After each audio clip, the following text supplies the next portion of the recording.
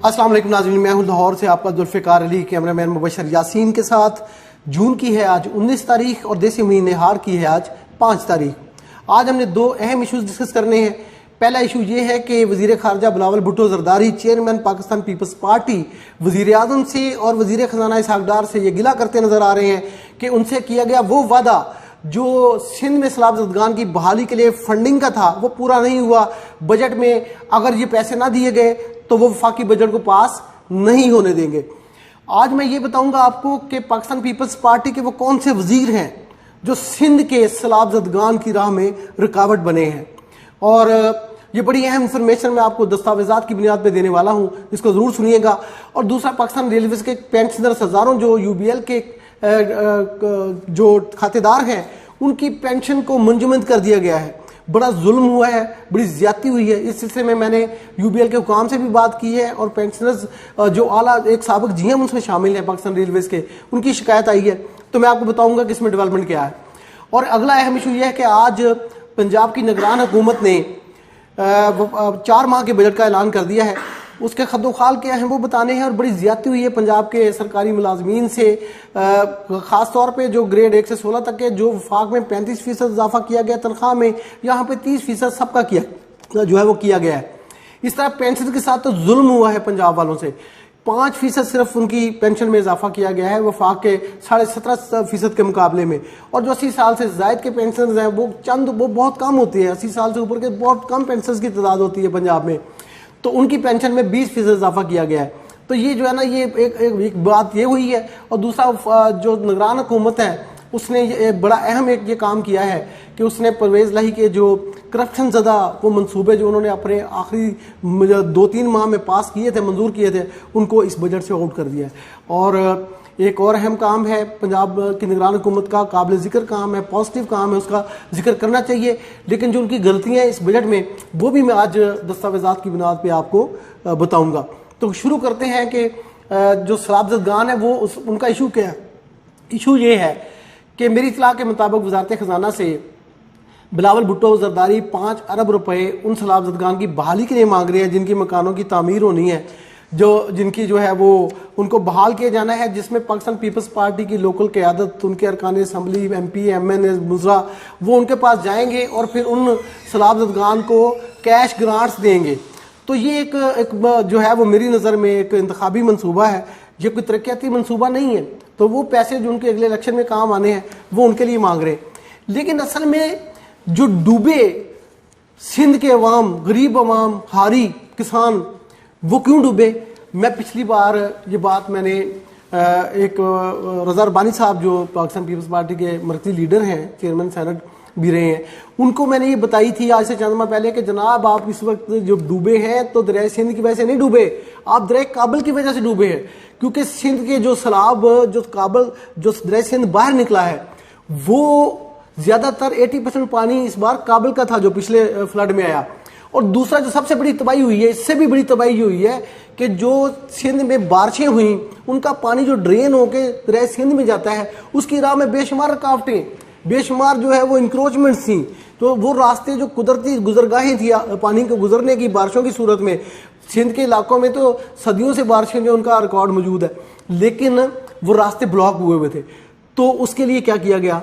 उसके लिए 4 अहम मंसूबे बनाए गए, जिसके वजीर हैं वाटर रिसोर्सेज के जनाब खुर्शीद अहमद शाह साहब। तो शाह साहब को पकड़े जनाब बिलावल साहब, मैं बताऊं क्यों पकड़े, आपको बता रहा हूं। एक मंसूबा है फिजिबिलिटी स्टडी का, सिंध बराज मंसूबा उसे कहते हैं। ये ठट्ठा और सजावल जिला से एक जो सिंध बराज है वो बनना है। उसने उस पानी को डाइवर्ट करके तो वो दरिया सिंध तक रास्ता बनाना है या मेन कनाल तक रास्ता बनाना है जो वहां पे फ्लड का बायस बनता है, जिसने जमीनें डुबोई हैं। ये मंसूबा था 327 मिलियन रुपए का, यानी 32 करोड़ और 75 लाख का। इसके ऊपर खुर्शीद शाह साहब ने जो काम किया 234.22 मिलियन खर्च हुए, यानी 71.5% इस पे काम मुकम्मल हुआ। 30% काम, ये फिजिबिलिटी स्टडी है, अभी मंसूबा शुरू होना है, अभी तो प्लानिंग हो रही है। तो ये 100% काम होना चाहिए था। 1 साल बहुत होता है फिजिबिलिटी स्टडी के लिए, नहीं किया। दूसरा मंसूबा है feasibility study Thar canal. Thar canal है सखर जिला, शाह साहब का अपना जिला, घोट की खैरपुर और मीरपुर खास, ये वो जो थर कैनाल है, ये वो नहर बननी थी जिससे पानी इस नहर में जाना था, जो सैलाब का पानी है बारिशों का, और फिर इससे निकल के पानी जो है वो आगे ड्रेन हो जाना था। तो ये 40% मनसूबा की फिजिबिलिटी पे काम हुआ है, 60% जो है वो पेंडिंग पड़ा है। यह मनसूबा 21/5/2021 को वफाकी सतह पे जो वहाँ पे DDWP जिसे कहते हैं, departmental development party, working party, यानी वजारत आबी वसाइल के अंदर मनसूबा मंजूर हुआ है। अभी इसका जो है वो जाना था इसने CDWP में, लेकिन ये अभी नहीं गया। तीसरा मनसूबा फिजिबिलिटी स्टडी है, ड्रेनेज प्रोजेक्ट है। ड्रेनेज प्रोजेक्ट ये होता है कि उसके अंदर से जो बारिश का पानी ड्रेन होके अपना रास्ता बना के तो निकल जाता है, वहाँ पे फ्लड पैदा नहीं करता। जो 1.5 महीने पानी खड़ा रहा, पाकिस्तान की जो सबसे अहम ML1 रेलवे ट्रैक है लाहौर कराची पेशावर, वो कई माह, 1.5-2 माह वहाँ पे डूबा रहा। तो ये उसी पानी खड़ा, अब इस पानी को खड़े होने से रोकने के लिए ये फिजिबिलिटी थी शिकारपुर, जैकबाबाद, कश्मोर ड्रेनेज प्रोजेक्ट है ये इन जिलों का। तो इसके ऊपर काम हुआ है सिर्फ फिजिबिलिटी स्टडी पे 22.4%। यानी आप देखें कि 68%, 67% काम शाह साहब नहीं करवा सके, फिजिबिलिटी मुकम्मल नहीं है। चौथा प्रोजेक्ट भी सुने, ये प्रोजेक्ट है, ये 21/5/2021 को मंजूर किया गया वाटर रिसोर्सेज मिनिस्ट्री के अंदर। ये मंसूबा है 39 करोड़ 80 लाख रुपए का। मंसूबा क्या है? मंसूबा है ये भी ड्रेनेज का, फिजिबिलिटी है ड्रेनेज नेटवर्क की। किन जिलों के लिए? डैर की, मीरपुर मिथैलो और जिला घोड़की के दीगर जिला ओबाड़ो भी। ये सारे वहां पे जो बारिश का पानी खड़ा हुआ था, ये वहां से ड्रेन होके ड्रेनेज का प्रोजेक्ट है। तो इस पे सिर्फ काम हुआ है जनाब 31.5% फिजिबिलिटी पे। तो खुर्शीद अहमद शाह साहब, ये आपकी वजारत का काम था, इधर तवज्जो देनी चाहिए थी कि अगर मिसाल के तौर पे अगर ये जो सीज़न अब शुरू हुआ है 15 जून से बारिशों का, सैलाब का, जिसको हम मॉनसून सीजन कहते हैं, तो ये दोबारा अगर बारिशें हो गई तो किधर जाएंगे आप?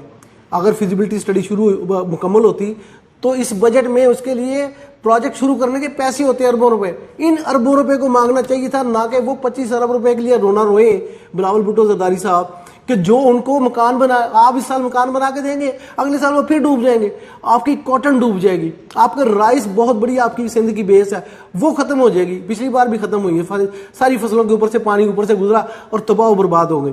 तो खुदा के लिए पाकिस्तान के लिए सोचें, सिंध के गरीब अवाम के लिए सोचें, सियासत छोड़ दें।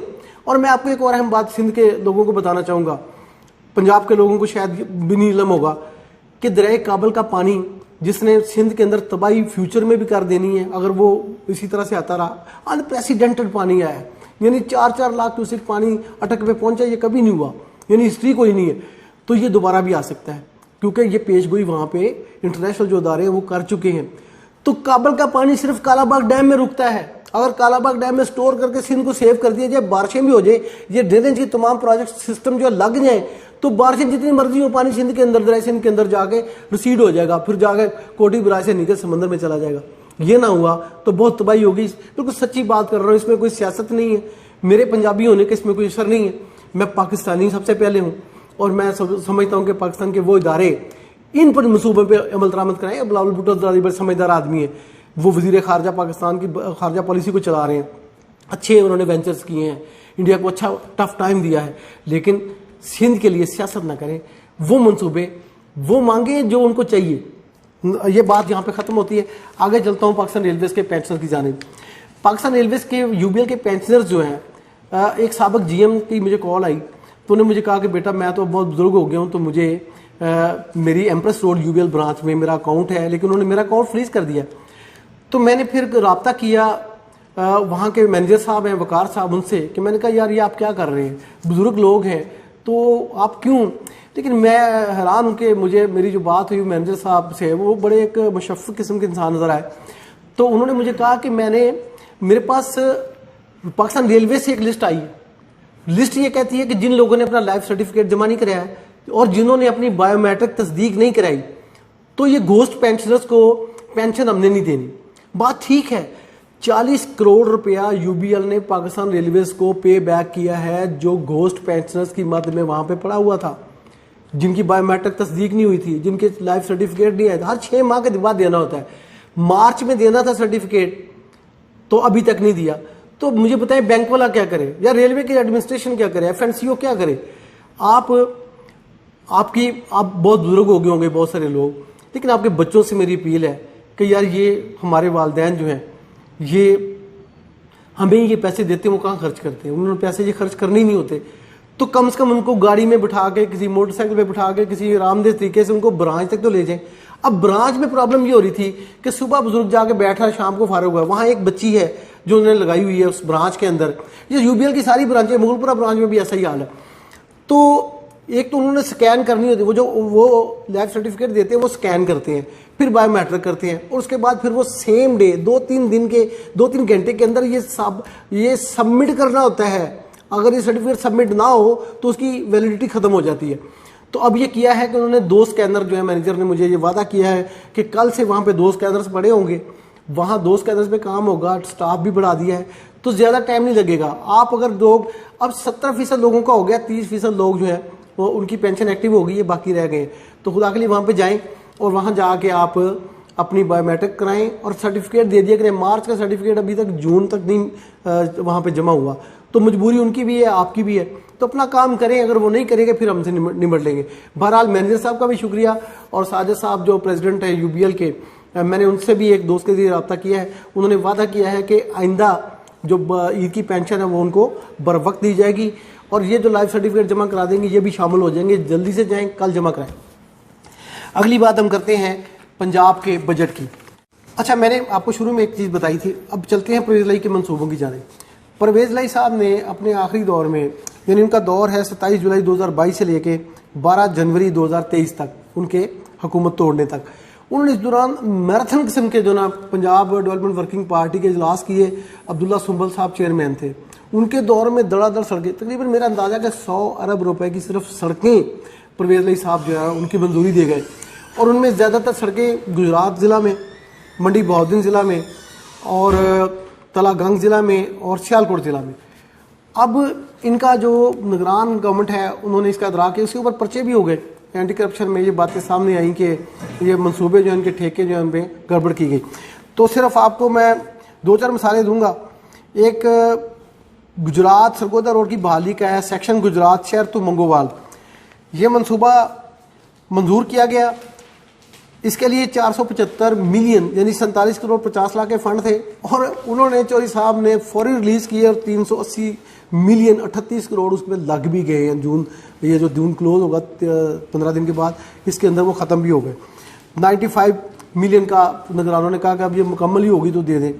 इस तरह एक और मिसाल आपको दूंगा कि जो इस तरह के मंसूबे तमाम तकरीबन कोई मैं समझता हूँ 400 के करीब लगभग ये प्रोजेक्ट हैं ज़िला गुजरात के, जिनके लिए जो वो समझते थे कि सियासी मंसूबा साजी हुई है अगले इलेक्शन की, तो उसको ख़त्म कर दिया निगरान गवर्नमेंट ने। उनमें से एक मंसूबा आपको बताता हूँ। ये कंस्ट्रक्शन है, चौड़ाई और बेहतरी है। हाफजाबाद गुजरात 45 किलोमीटर का रोड है। इसके ऊपर लागत थी 8 अरब 29 करोड़ और 65 लाख। ये 21/11/2022 को ये मंसूबा मंजूर किया गया था, और तकरीबन 31 करोड़ 82 लाख रुपए इस पर खर्च हो चुके हैं जून में। अब इस मंसूबे को डंप कर दिया गया। इसके लिए निगरान गवर्नमेंट ने अपने 4 महीने के तरक्याती बजट में पता क्या रखा है, 8 अरब के मंसूबे के लिए 1 लाख रुपया। ये मंसूबा, ऐसे 400 मंसूबे जो हैं उनके वो सिर्फ 1 लाख रुपए की एलोकेशन हुई है निगरान बजट के अंदर 4 माह के लिए। आगे वो कहते हैं सियासी गवर्नमेंट आगे देखेगी। तो चौधरी परवेज़ लाई साहब के तमाम मंसूबे जो उन्होंने सियासी बुनियादों पे या मुबैना रिश्वत की बुनियाद पे दिए थे, वो सारे ख़त्म हो गए। तो पंजाब के बजट की बात कर रहे थे, तो पंजाब के बजट में आज ये पहली बार हुआ है ये भी कि पंजाब की काबीना ने, निगरान काबीना ने बजट को खुद ही देखा, खुद ही मंजूर कर दिया। लेकिन उन्होंने इसका बजट का नाम बजट नहीं रखा। ये उन्होंने अच्छा काम किया, क्योंकि बजट वो दे नहीं सकते, तो उन्होंने जो दिया है वो इस तरह से दिया है कि authorization of the estimated expenditure for 4 month July October 2023 present to the cabinet. ये पढ़ लीजिए जरा, मैं आपको दिखा रहा हूँ। तो ये असल में बजट नहीं है, ये एक ऑथराइजेशन ऑफ द एक्सपेंडिचर है जो काबीना ने मंजूरी दी है, गवर्नर साहब को भेज दिया, वो साइन करके कल तक भेज देंगे। अब इस बजट में हुआ क्या है? इस बजट में ये हुआ है कि तनख्वाहों में 30% इजाफा किया गया है, 35 की बजाय ग्रेड 1 से 16 तक जो वफाक ने किया उस तरह नहीं किया, 30% क्रॉस दी बोर्ड कर दिया है। और पेंशन में सिर्फ 5% इजाफा किया गया है। लेकिन जो 80 साल से ज़्यादा के बुजुर्ग हैं उनकी पेंशन में 20% इजाफा किया गया। लेकिन मैं समझता हूँ 5% इजाफा कोई इजाफा नहीं है, ये तो बिल्कुल आप समझिए कि पीनट्स हैं, ये ना होने के बराबर इजाफा है। ये मेरा नहीं ख्याल कि इसको पेंशनर्स जो है वो कबूल करेंगे। और मैं ये अपील करता हूँ मोहसिन नकवी साहब से, निगरान वज़ीर आला से, कि वही वज़ीर ख़जाना भी हैं, कि आप अपनी तरफ से इनको जो वफाक है उसको 17.5% का इम्प्लीमेंट तो करें ना। ये तो कभी भी नहीं हुआ जो आपने किया है कि 5% इजाफा। अब आपने किया क्या है बजट के साथ? ये 5% आप कहाँ खा गए हैं, मैं आपको बताता हूँ। इन्होंने ये किया है कि अब मैं आपको बताता हूँ 1719 अरब रुपए का खर्चा है पंजाब का 4 महीने का, जो बजट के मुताबिक जो है। उसमें जो इनकम है वो है 1514 अरब, तो 205 अरब रुपए का खसारे का बजट है ये एक्चुअली। तो निगरान ये कह रहे हैं कि 326.31 अरब रुपए का साल में सरप्लस होगा, और वो अपने 4 महीने में 112 अरब रुपए वफाकी हुकूमत को दे के जाएंगे। अब एक अच्छा काम किया, वो अच्छा काम क्या किया कि सर्कुलर डेट जो है ना, गंदुम खरीदारी होती रही, बैंकों से कर्जा लेते रहे, और जो पीटीआई की गवर्नमेंट है उसने एक ऐसा 400-500 अरब का, 150 अरब पहले था, 450 अरब इन्होंने ऐड कर दिया, तो 600 अरब रुपए का सर्कुलर डेट था जिस पे रोजाना करोड़ों रुपए सूद जा रहा था। तो इन्होंने वो 600 अरब रुपए बैंकों को वापस कर दिए हैं। यानी वो कह रहे हैं कि आज आमिर मीर बता रहे थे प्रेस कॉन्फ्रेंस में कि हमने मेजर शेयर जो है, खालिद शेरदिल जो सेक्रेटरी फाइनेंस है वो बता रहे थे कि जो मेजर शेयर है वो रिटायर्ड कर दिए, इन कर्जों की वापसी हो गई है, थोड़ा सा रह गया, वो हम 4 महीने में अगले जाने से पहले दे के जाएंगे। तो 600 अरब रुपए के ये कर्जे की जो वापसी है, ये पंजाब की तारीख में पहली बार है। ये पंजाब का सर्कुलर डेट जो था वो पाकिस्तान के सर्कुलर डेट के बिजली यानी जो 2500 अरब का है, उसके बाद ये सबसे बड़ा सर्कुलर डेट पंजाब में क्रिएट हो गया था। तो ये हैरानकुन तौर पर जो है उन्होंने इसको रिटायर किया है, इस पर उनको शाबाश देनी चाहिए। इसके अलावा जो अहम बात हुई है वो इस तरह से हुआ है कि पीकेएलआई जो है, Punjab kidney liver transplant authority जो हमारी है, जो अस्पताल है, बहुत इंपॉर्टेंट अस्पताल, उसके लिए उन्होंने 7 अरब रुपए का एक एंडोमेंट फंड कायम कर दिया है। लेकिन साथ ही 10 अरब रुपए का, और साथ ही उन्होंने जो है वो CBD सिटी बिजनेस डिस्ट्रिक्ट जो गवर्नमेंट का इदारा है, प्राइवेट को प्लाट बेच चुके हैं, उनको इन्होंने 7 अरब रुपए के कर्जे की मंजूरी दे दी। उनको कर्जे की क्या जरूरत, वो तो कह रहे थे हमारे पास, बुजार बता रहे 60 अरब रुपए का हमने वो प्लाट बेच दिए, तो इन्होंने कर्जा क्या करना है। 7 अरब रुपए के कर्जे की इनको मंजूरी दी गई है। LDA को 2 अरब रुपए का लोन मिलेगा। LDA अब इतना प्लाट बेच रहा है, पता नहीं क्या क्या कर, कितनी स्कीमें हैं, 2 अरब का लोन इनको भी देंगे। IT इनिशिएटिव पे इन्होंने तमाम टैक्स खत्म कर दिए, बहुत अच्छा इकदाम किया। जितनी भी IT इंपोर्ट्स हैं, IT का बिजनेस है, उसमें तमाम के तमाम टैक्स सूबाई मासूल जो है उनको उड़ा के रख दिया, सारे खत्म। अच्छा, फिर यह है कि एक जर्नलिस्टों के लिए, हमारे लिए भी 1 अरब रुपए का एंडोमेंट फंड कायम कर दिया है। इसके ऊपर मैं उनको सलूट करता हूँ कि जर्नलिस्ट, आप समझते होंगे कि ये एंकर को देख के आप समझते होंगे बड़े वो अमीर लोग हैं, बिल्कुल नहीं है। 30,000 रुपये भी तनख्वाह जो है ना वो नहीं है। अखबारों में जिनकी 30 साल में, आपको एक बड़े अखबार का नाम नहीं लेता, वो बुरा मनाते हैं, हमारे साथी कहते हैं हमारे इदारे को बदनाम होते हैं। लेकिन मैं बताऊँ, प्राइवेट तौर पर हमें कहते हैं हमारे लिए आवाज़ उठा रहा हूँ कि वो कहते हैं कि बड़ा अखबार है, 25 साल की सर्विस है, 30,000 रुपये तनख्वाह है, सब एडिटर की, न्यूज़ एडिटर की, सब सीनियर सब एडिटर की तनख्वाह बता रहा हूँ आपको, किसी में चपरासी ड्राइवर की तनख्वाह नहीं बता रहा। ये जुल्म है। तो एक ये एंडोमेंट फंड जो है हमारी बरादरी के काम आएगा, हमारे उन लोगों के काम आएगा जो पिसे हुए हैं, जो वेल ऑफ हैं, जो बेहतर तनख्वाह लेते हैं, वो तो ठीक है। लेकिन मैं आज आपको टर्मिनोलॉजी बताने लगा हूँ, आप हैरान होंगे, नई टर्मिनोलॉजी है जर्नलिज्म में, वो है खाकी जर्नलिज्म। आपने येलो जर्नलिज्म सुना होगा। एक खाकी जर्नलिज्म है। वो खाकी जर्नलिज्म वो था कि वो नामालूम लोगों के कहने पे जर्नलिज्म होता था। नवाज शरीफ को हुकूमत से निकालने के लिए खाकी जर्नलिस्टों ने बहुत बड़ी जो है वो तबाही मचाई, और पाकिस्तान में सही सहाफत को जो है वो रौंद के रख दिया। और फिर वो खाकी जर्नलिस्ट जो थे वो फिर इमरान खान के साथ मिल गए, और इमरान खान के साथ मिले तो अब फिर वो मुसलमान हो रहे हैं, एक एक करके जो है ना उनकी किबले दुरुस्त हो रहे हैं, उनकी सॉफ्टवेयर अपडेट हो रही है। तो अब वो सॉफ्टवेयर अपडेट हो गई, या तो खामोश हो गए हैं या दूसरी तरफ मुड़ गए। तो ये खाकी जर्नलिस्ट, एक दाढ़ी वाले भी थे, मैं कितने लोगों को नाम लेना अच्छा नहीं है, लेकिन ये खाकी जर्नलिज्म जो है ये अच्छी बात नहीं है। खाकी जर्नलिज्म का मतलब ये होता है कि आप सहाफत से हट रहे हैं। और अच्छा, मैं आपको बताऊँ, बहुत सारे सहाफ़ी हैं भी, और बहुत सारे स्काई लैब जो है ना जो गिरे सहाफत में, जो पैराशूटर थे वो भी थे। इनका तो एहतसाब जो हमारी सहाफ़ती तंजीमें भी कर रही हैं, करेंगी भी आगे जाके। आम सहाफ़ी इनसे बड़ा तंग है। तो एंडोमेंट फंड है, PDM में जो पंजाब डिज़ास्टर मैनेजमेंट अथॉरिटी है, उनको जो है वो ख़तरा रहता है कि सैलाब आगे आ रहे हैं। उनके लिए उन्होंने 14 करोड़ रुपए का हंगामी फ़ंड रखा है पंजाब की कबीना ने।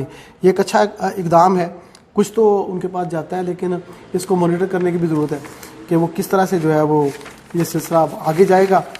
ये था पंजाब का बजट। इस एहतजाज के साथ के पेंशन में 5% का इजाफा जो है बहुत कम है, 17.5% कर दें, कैबिनेट की अगली मीटिंग में कर दें, ये हो सकता है। आपका बहुत शुक्रिया। अगले वीलॉग में दोबारा हाजिर होंगे। वीलॉग थोड़ा सा शायद लंबा हो गया, लेकिन इंपॉर्टेंट इन्फॉर्मेशन थी, इसको शेयर कीजिए और यार चैनल तो सब्सक्राइब कर लें। हमारा कंटेंट जो है, मैं फेक न्यूज़ के ऊपर जो है वो ज़रब लगाता हूँ, सच्ची खबर देता हूँ। तो सच्ची खबर को आप साबित करें कि ये खबर लोगों में काबिल कबूल है। ये जो खाम-खा की बैशिंग है, इसको डिस्करेज करें। चैनल को सब्सक्राइब करें, वीडियो को शेयर करें। आपका शुक्रिया।